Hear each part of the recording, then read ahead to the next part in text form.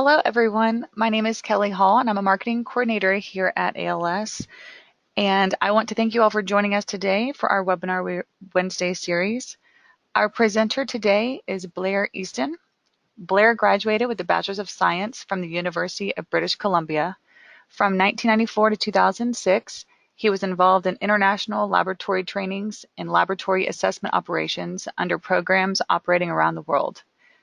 From 2007 to 2013, Blair was the Inorganics Department Manager for ALS Environmental in Vancouver, where he was responsible for managing the technical development, quality control, and production of the department. Then he became the General Manager for ALS Environmental in Calgary, responsible for the overall performance and service delivery of the laboratory. Now, Blair serves as the Director of Operations for ALS Environmental for the Prairies, Canada region. His commitment to client service, combined with his technical expertise and experience, make him a valued partner for ALS clients. Today, Blair will be discussing accurate and reliable trace and ultra-trace mercury sampling and analysis procedures. During this presentation, feel free to use the chat box, ask a question, or raise a hand feature to ask any questions. Blair, thank you for taking your time to deliver this presentation today. I will go ahead and turn it over to you. Great. Thank you very much, Kelly. Thank you, everybody, for joining me today. As Kelly indicated, I'll be talking about trace and ultra-trace mercury testing in water. And there is a difference, and when we go through the presentation, you'll understand what that difference is. Specifically today, I'm going to touch on mercury sources so that we can understand the full picture of where mercury contamination is going to be coming from. Look a little bit at the Mercury Cycle, how the mercury gets from contamination into the environment and ultimately affecting animal life and other life. We'll touch base on anthropogenic mercury sources, or those caused by mankind. We'll specifically touch on relative mercury concentrations. That's where I'll explain the difference between trace and ultra-trace. We'll touch a bit on regulatory limits. Obviously, we'll spend some time on sampling considerations, as that's really important to ensure that the data that you receive is reliable. We'll touch on dissolved mercury sampling and some field and transport blanks. That will be important so that folks understand whether or not the data that they have is meaningful, because contamination is certainly a large thing that needs to be controlled when doing ultra-trace mercury sampling and then ultimately testing. And we'll touch a bit on how that mercury analysis is completed in the lab. So this is the Mercury Cycle. Ultimately, it's quite complex, but as much as 80% of anthropogenic mercury, or mercury resulting from human activity, is attributable to energy production. As you can see here on the picture, we've got coal-fired energy plants and medical waste incineration. We have municipal waste incinerators, volatilization from landfills, industrial domestic sewage releases. All these sources of human activity do contribute to mercury contamination and mercury entering the environment. Anthropogenic sources occur because mercury is contained in trace amounts in the fuel or raw materials used, such as oil and coal combustion or production of pig iron, steel, non-ferrous metals, and cement. So a lot of our energy industry is a producer for mercury contamination. And of course, a lot of the concern around mercury contamination is related to the fact that once in the aquatic ecosystems, mercury is converted to methylmercury, which we know is a neurotoxin that can bioaccumulate in the food chain. Most of the mercury released in the atmosphere is in its elemental gaseous form, HGO, approximately 95%, with smaller amounts emitted as oxidized mercury, generally called reactive gaseous mercury, or RGM, and in the particulate form of mercury itself, mercury particulate. Atmospheric HGO has a relatively long lifetime, approximately 6 to 12 months, and is slowly converted to reactive gaseous mercury and/or particulate mercury, which are soluble, highly reactive, and can be rapidly removed from the atmosphere by wet and dry deposition, with atmospheric lifetimes of weeks, hours to weeks. Because atmospheric mercury can come from both anthropogenic and natural sources, as you can see here, natural would be volcanic, the geogenic, that type of thing. So, of course, a lot of that going on in Hawaii right now, as we're aware. It's very important to be able to measure its levels in areas before and after industry moves in, so as to be able to say if industries had an impact on mercury levels in a given area. And as you can see here, there's also sources from biomass burning.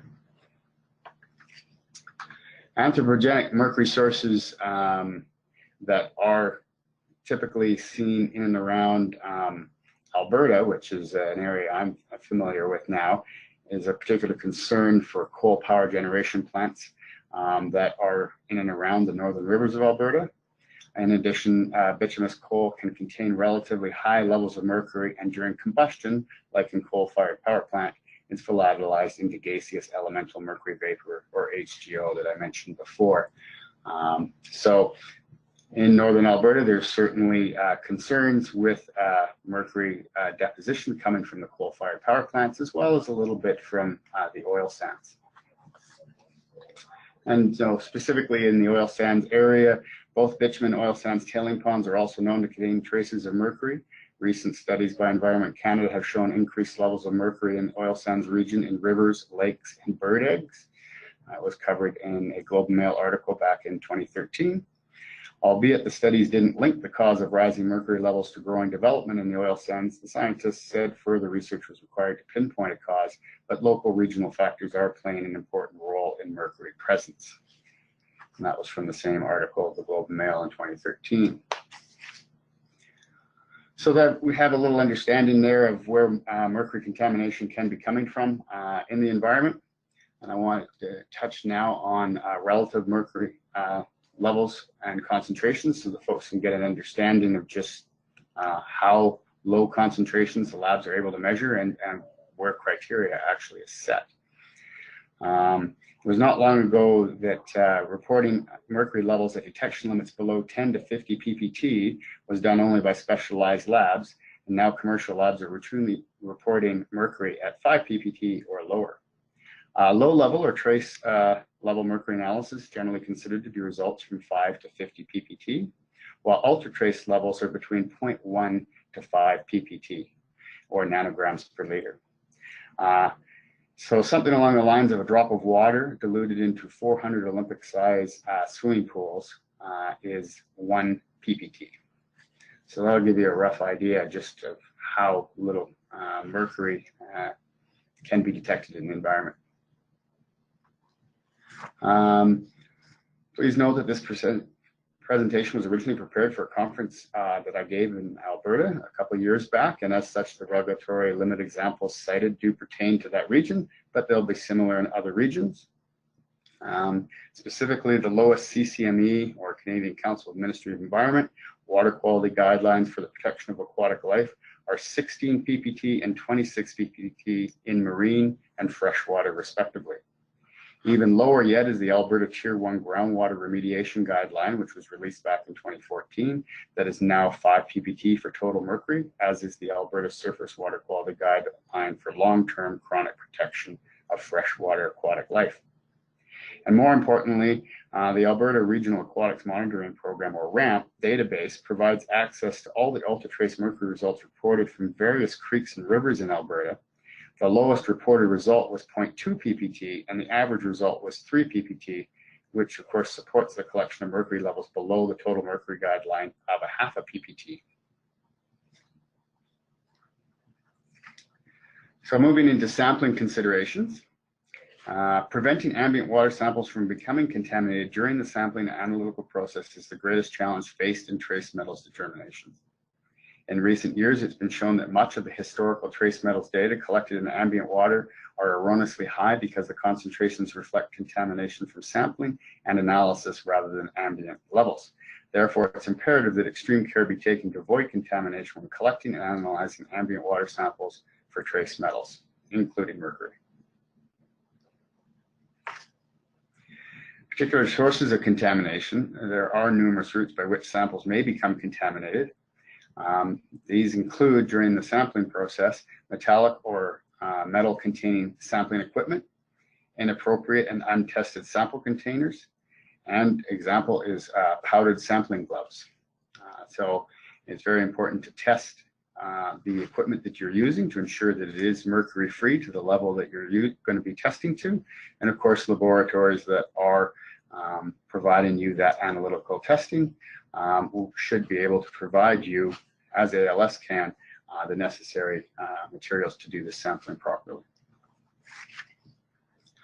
Other contamination sources to be aware of and are essentially outside of laboratory control, but totally in the control of the field crew and the field sampling plan, include atmospheric inputs such as dust and dirt that can come from automobile exhaust, cigarette smoke, could be non-samplers nearby. Obviously, if you're the sampler, you're likely not smoking, but if you have a colleague that's not that far away and they're smoking, that's another cause.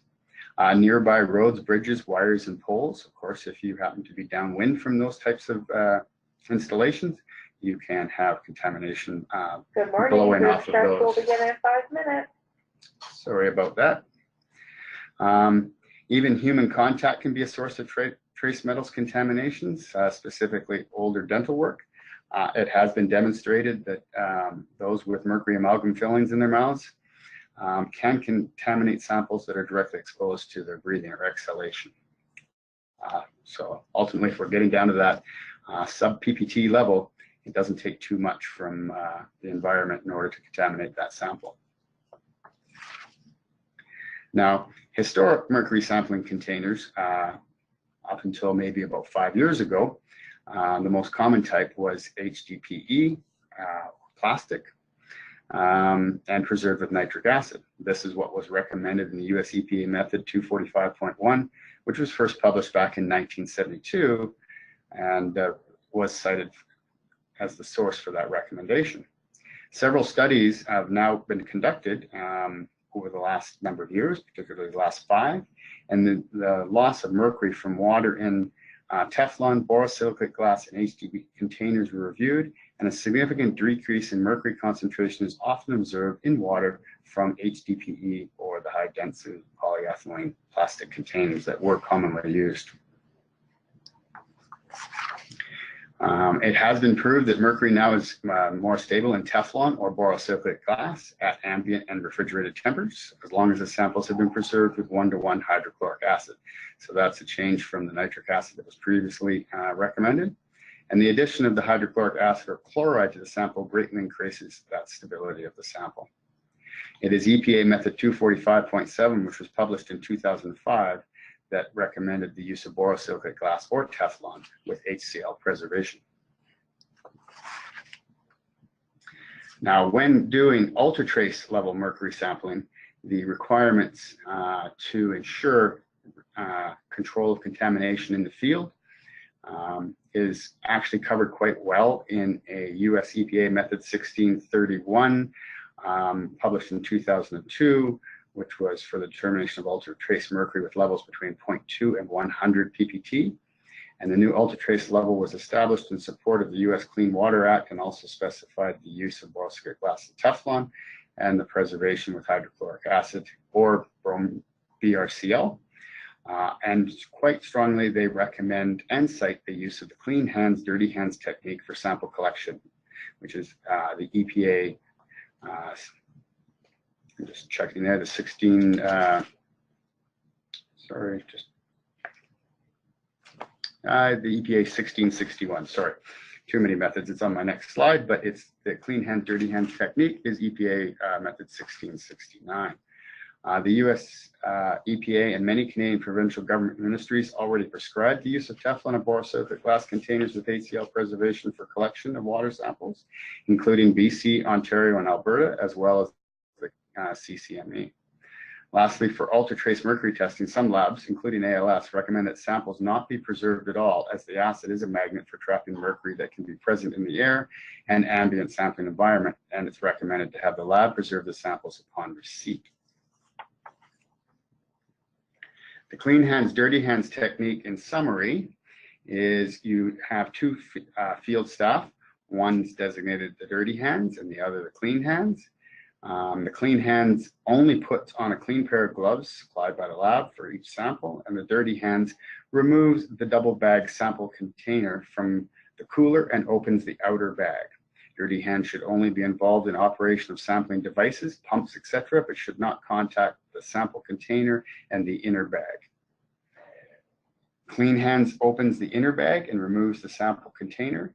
The clean hands person then takes the clean sample container from the inner bag, rinses the container with the sample and discards it, repeats this step 2 more times, then fills the container with the sample. Clean hands then closes the bottle tight with the cap, and dirty hands opens the outer bag while clean hands returns the sample container to the inner bag and reseals, and then dirty hands reseals the outer bag. Dissolved mercury sampling, because of course you may be interested in both total and dissolved. And field filtration is highly recommended for dissolved mercury sampling because of mercury transfer to particulates that could be present in the sample, but also because mercury could adhere to the walls of the sample container, preventing its inclusion in subsequent analysis after filtration back at the lab. So if you were to not field filter and send the sample to the lab, if the lab were to then filter it upon receipt, they will be taking an aliquot from the sample container that you gave, and some mercury could be lost to the fact that it's adhered to the walls of the container. A study that was done by Guerva and Horvat back in 2013 demonstrated that the rate of mercury transfer from solution to particulates was rapid and varied significantly among all the types of water studied. In all cases, at least 25% of radioactive labeled mercury that they used in the study transferred from the solution to the particulates within the first hour, reaching equilibrium in 1 to several days. So it's recommended to filter samples for dissolved mercury analysis within 1 hour of sampling. And as I mentioned before, for ultratrace mercury, ALS does recommend that you don't field preserve, but of course here, as I've indicated, it's recommended that you do filter for dissolved mercury. That way, then when you send the samples into the lab, they are contained in either the borosilicate or the Teflon container, and the mercury that is there is contained, and then the lab is able to add preservation upon receipt. And if there is any mercury that's adhered to the walls of the container, now by adding the preservation and ultimately the BRCL, that is a reagent used in the lab for analysis, that mercury is brought back into solution.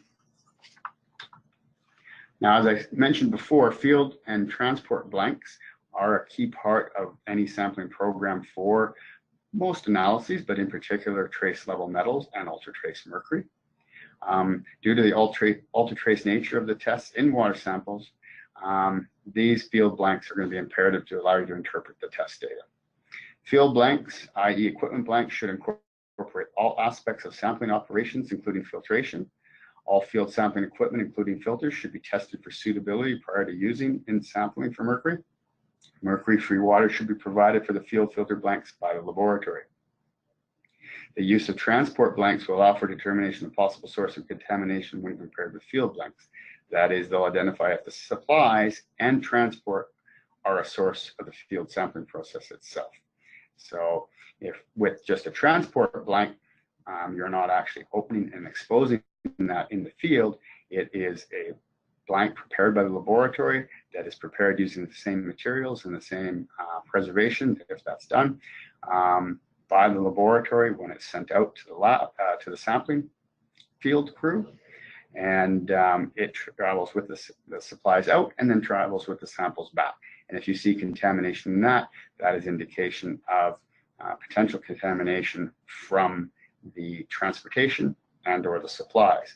Whereas the transport blank and the equipment blank, that's going to be exposed to the field sampling process. And if you see contamination in that, but you don't see it in the transport blank, then we know the contamination is coming from the actual sampling process. Lastly, for mercury analysis in the lab, I wanted to touch a little on that. As there are different requirements for different concentrations of mercury sampling, there are different requirement needs for mercury analysis. Routine low trace level work can be performed by instruments with open air samplers, provided the lab is free of mercury contamination. That is, it's in an area or room that does not make use of mercury reagents or have soil prep nearby where you can have particulate in the air. But ultratrace work is better performed by instruments where the samples are kept separate from the ambient environment within a sealed enclosure and are best suited to dedicated lab areas or rooms separate from other functions and are areas performing trace level mercury testing. as routine mercury samples can have high concentrations and high enough to contaminate ultratrace level samples. So it's key to keep ultratrace and routine level mercury separate from each other as well. And as you can see in the picture here, there's the open air sampler right here. And that is the typical one you'll see in most labs. So when we're trying to meet the standard 5 ppt detection limit, no issues with using an open air sampler, and that's what most labs have. But when we're doing that sub ppt level, then you're seeing an enclosed sampler like the one on the right here, and a different type of instrument that's actually using gold trap technology to concentrate the sample and allow for that sub ppt measurement. And in the lower picture here, this is a picture of the ultratrace mercury lab in ALS Vancouver, and that is where they are doing ultratrace mercury separate from their regular routine mercury. And should samples be required for that testing, any ALS laboratory can provide the necessary supplies. They're requested from Vancouver, where they're tested and prepared. And then when those samples come into the labs, we would sublet those to Vancouver to do that testing. So that brings me to the end of my presentation and to the question period. So I'd be happy now to answer any questions anybody has. Thank you, Blair. Yeah, we will go ahead and open it up for questions. Feel free to use your chat box, ask a question feature, or even the raise the hand, and I can unmute you and you can ask Blair your question directly. We'll go ahead and take a few minutes so people can write their questions out, and I'll go ahead and wait for those.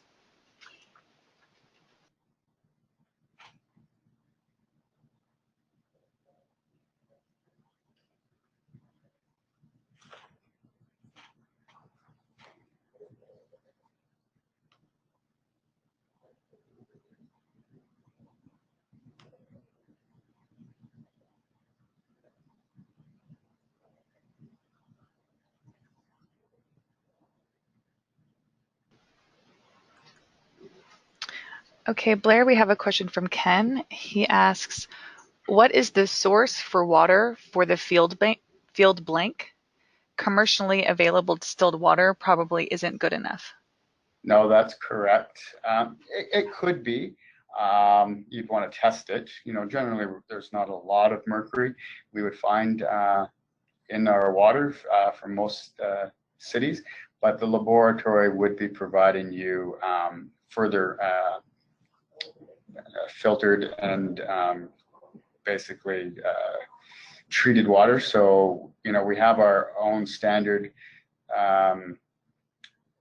water that's more or less level 2, that's like reverse osmosis and so forth, that's used for a lot of the chemistries in the lab. But then there's the further polishing that's done by other units that take that reverse osmosis water and create trace level 1 water as defined by ASTM. And all of our labs use that for all trace metals analysis. And it is certainly clean of water down to that sub ppt level, and is routinely tested to ensure that it is. And that would be the water that we would provide, and we would provide that in containers that we know are clear of mercury as well. We have another question from Alyssa. She says, for routine low-level mercury testing, is preservation with HCl recommended? Yeah, HCl preservation is definitely recommended for routine level mercury down to that 5 ppt. So right now, if we go back to back to the screen, that would be this sort of setup that you would see from ALS. So it's a 40 mil purge and trap vial and a small vial of HCl preservative, and you would fill that vial with the water sample, leaving enough room to add the preservative, and then cap and invert. And to 5 ppt, no concerns there for contamination, provided you're wearing gloves that the lab can provide you for handling it in the field, not only to protect you from the acid, but to protect the sample from anything that may be on your hands. And that's perfectly acceptable. I have a hand raised from Andrew Burton. I'm going to go ahead and unmute you. Hi, Andrew. Oh, hey, how's it going? Great presentation. I just Thank had a few questions, actually. We're looking in Manitoba to do some ultra trace mercury analysis on Lake Winnipeg. Yeah. And we're actually sampling off of a ship called the Nemeo. Do you have any recommendations as to what sort of instruments we should be using? We do have access to a Seabird Rosette sampler. Then we also have an integrated tube samplers. I just wonder what sort of materials should those, like is a Seabird Rosette, is that okay to use if we're grabbing surface or euphotic samples? Or what would your sampling protocol be? Because we can't do a hand grab. Can't do a hand grab. Yeah. So what's the material that sampler's manufactured out of? I think it's just plastic. Yeah. I would think that the plastic is going to be fine. The key would be to ensure that you're cleaning it with water provided by the lab to ensure that it's clean between samples. Maybe one of the things to do first would be to do obviously I would strongly recommend you have field and transport blanks provided and performed so that you can ensure that your sampling process hasn't introduced anything, and if it has, you'll have an idea of what that level is. But it'd probably be a good idea to maybe test that sampling equipment first before you go out in the field. Get some containers and some water provided by the lab. Do your normal protocol for cleaning that instrument sampling equipment, and then actually take a sample with it or fill it up using the lab provided water, and then send that in for analysis just to ensure that it's not contributing anything. Okay. Would you grab a surface sample? Is that typical? Or I know there's some other protocols out there where you can grab the euphotic or a bottom depth. What would be most of interest? Oh, that's a very good question. Guess it would be dependent upon the question you're trying to answer or what you're going after. Obviously, as we know, the mercury, when it does deposit out of the air, either by wet or dry deposition, it is quite soluble, so it's going to go into the solution of the water. I would probably not necessarily recommend surface if you're not interested in the surface, because you're interested in what the aquatic life in the lake would be able to be exposed to, which would be more what's in solution. Yeah. So something mid depth to bottom depth, depending upon what region of the lake you want to know the answer. There's probably is a difference between the different depths. But if you're looking for bioaccumulation in a given type of fish that might be in the lake, where does that fish reside? Does it reside at the bottom, or does it tend to be more not a bottom feeder? Yeah. Oh, and the last question I had was just same sort of protocol for other bottles that we're sending to the lab. Keep them in dark and keep cold from time of collection to transfer to lab. Yeah, ultimately you want to keep all samples cool. The predominant reason for keeping anything cool is to reduce biological activity. Any samples that are preserved with acid, of course, you killed any microbiological activity that might be there, so that those will be fine, not necessarily to be kept cold. But keeping it cool is what everybody traditionally and usually does, because you'll have raw sample there for other parameters that do need to be kept cold. Only certain parameters need to be kept out of the light, but keeping them all out of the light is fine. Generally, when you'll get amber glass bottles provided, which is predominant for organics, and then also for some of the nitrogen species, they'll be amber so that they're shielded from the UV light. And of course, you'd like to keep those in the coolers as well and out of direct sunlight, because the UV light will cause degradation of organic compounds, as well as can push the nitrogen cycle and change the species of nitrogen that you have present in the sample. Great. Thank you very much. You're welcome. Thank you, Andrew. We have another question from Dale. It says, ALS does not recommend field preservation. How does this affect hold times if you are sampling at remote locations with potential delays for sample delivery to the lab? Yeah, we don't recommend it for ultra trace, but as I said, we do recommend that you field filter. There's, I think, ultimately the lab would like to ensure that we could preserve the sample upon receipt within 48 hours of sampling. But sometimes, you know, your remote site, you can only do what you can do. Our recommendation is within 48 hours, and when they arrive, we will immediately add BRCL. We actually add that instead of HCl because that's what we need in order to do the analysis, and it preserves it as well. But the fact that with ultratrace, you're going to be sampling it in a Teflon lined container and doing the proper clean hands, dirty hands, the sample itself should be stable for a bit. But yes, recommendation is to get it to the lab within 48 hours and filter it within 1 hour, as I said. So that has to be done in the field. We have another question from Rob. Is there any lab analysis that can differentiate between volatile and non-volatile mercury species? There is, in the sense that we can do methyl mercury analysis. And then there's, of course, what we've been talking about now is total mercury analysis. And methyl is volatile. And there are a few, I'd have to double check with Vancouver. I think it's just total methyl mercury that they do, but they may be able to offer a breakdown between a couple of species of the mercury, but both being volatile. So yeah, the difference there is predominantly looking at methyl mercury versus total mercury. And we have one last question from Paula. She says, is there a requirement to modify sampling equipment for ultra trace sampling? And is Teflon tubing required?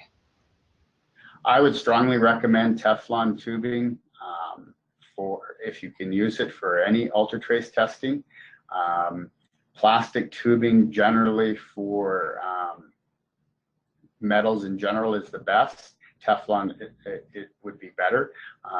If there shouldn't really be any mercury in plastic, the key is really cleaning it between samples, because from going from one site to another, particularly when looking at ultra trace, you can have carryover. And so that's why ultimately it's recommended to do field blanks. And then that way you're performing your same procedure that you do between samples for when you take the equipment and field blank, and you'll know whether or not anything has been introduced. And as I mentioned earlier, often it's best to test that equipment first before you go out and use it, so that you know that your procedure and your equipment is good. All right, well, it looks like that was the end of the questions. Thank you for everyone who submitted a question and asked Blair. And I just wanted to say thank you again to Blair for this presentation today, and thanks for everyone who attended. This has been recorded. We will be posting this on our YouTube channel. You just need to search for ALS Limited to find our channel, and then click on the North America playlist. There you will find a wide range of video resources and past webinar Wednesday presentations. Also, feel free to follow us on our LinkedIn showcase page, as well as other various forms of social media. We do post links to future webinars as well as other valuable resources. Again, thank you, Blair, and thank you to everyone who attended today, and I hope you enjoy the rest of your week. Thank you.